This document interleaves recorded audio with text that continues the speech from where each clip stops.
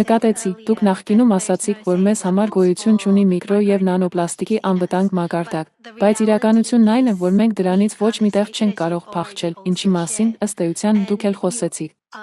Եվ դուք ընդգծեցիք, որ երբեմն իրական գործողությունները սկսվում են հենց ներքևից վերև նախաձեռնության շնորհիվ։ Եվ ահա ինձ հետաքրքիր է, եթե ասենք այսպես, ներքևից ճնշումը բավականաչափ ուժեղ լինի։ Եթե մենք կարողանանք հասնել ավելի ակտիվ գործողությունների վերևից օրենսդրության կանոնների միջոցով սահմանելով նվազագույն անվտանգ շեմային մակարդակներ, ինչպես է կարծում, արդյոք ապագայում մենք կմշակենք ինչ-որ անվտանգ միջակայք կամ անվտանգ սահմանափակում պոլիմերների տարբեր տեսակների համար։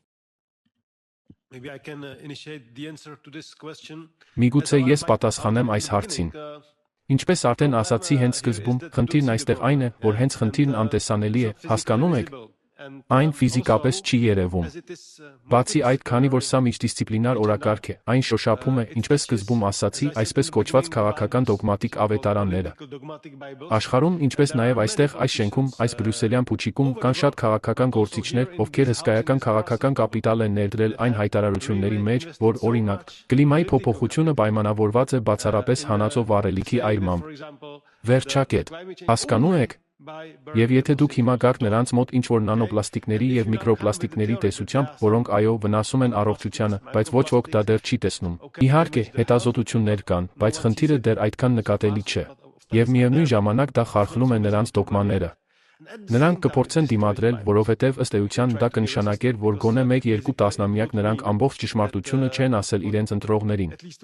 Եվ այն, ինչ փորձում են անել այս առաջադեմ տղաները, սովորաբար պարզապես իրենց ընտրազանգվածը պահելն է։ Նրանք չեն կարող ընդունել փոփոխության անհրաժեշտությունը։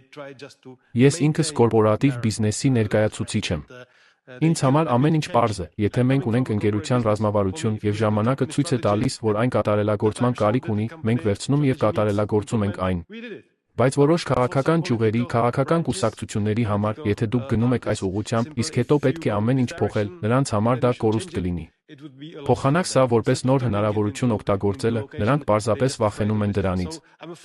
Ուստի, եզրափակելով իմ պատասխանը, վախենում եմ, որ պետք է լինի շատ ավելի մեծ ճնշում ներքևից վերև, որպեսզի համոզենք տարբեր կուսակցությունների քաղաքական գործիչներին։ Որովհետև Եվրոպական միությունում, ցավոք, մենք չունենք մեծամասնական համակարգ։ Դուք ունեք 5, 6, 7, 8 քաղաքական խմբեր, եւ դուք պետք է մեծամասնություն գտնեք նրանց բոլորի միջև, հասկանում եք։ Ատլանտյան օվկիանոսի այն կողմում սա, հնարավոր է, երբեմն մի փոքր ավելի հեշտ է։ Պաստոր Բերնս, այնտեղ դուք, ըստ էության, ունեք 2 կուսակցություն, եւ նրանք հերթափոխվում են։ Այնպես որ սա հիանալի առիթ է հանրության շրջանում այս խնդրի մասին ավելի բարձր հայտարարելու համար։ Ահա իմ պատասխանը։